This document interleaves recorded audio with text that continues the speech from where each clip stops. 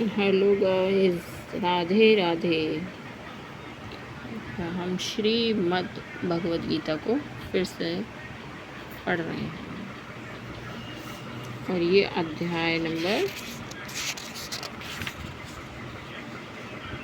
1 है, क्योंकि ये 5वां अध्याय चल गया था, आप लोगों से पता नहीं था तो हम बीच में बना नहीं पाए थे। अध्याय 5 चल रहा है, कर्म योग। हमने इतना पढ़ लिया है तो हम यहाँ से पढ़ेंगे।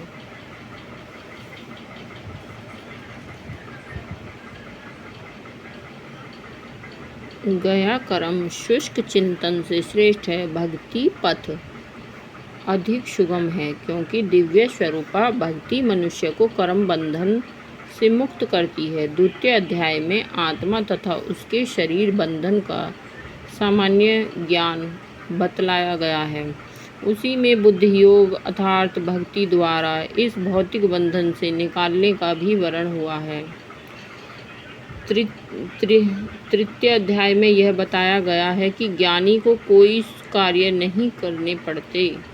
चतुर्थ अध्याय में भगवान ने अर्जुन को बताया है कि सारे यज्ञों का पर्यवसान ज्ञान में होता है, किंतु चतुर्थ अध्याय के अंत में भगवान ने अर्जुन को सलाह दी कि वह पूर्ण ज्ञान से युक्त होकर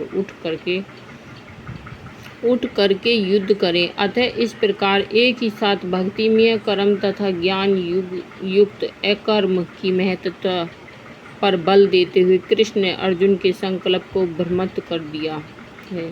अर्जुन यह समझाता है कि ज्ञान में संन्यास का अर्थ है इंद्रिय कार्यों के रूप में समस्त प्रकार के कार्यकलापों का परित्याग, किंतु यदि भक्ति योग में कोई कर्म करता है तो फिर कर्म का किस तरह त्याग हुआ। दूसरे शब्दों में यह सोचता है कि ज्ञानमय संन्यास को सभी प्रकार के कार्यों से मुक्त होना चाहिए, क्योंकि उसे कर्म तथा ज्ञान असंगत से लगते हैं। ऐसा लगता है कि वह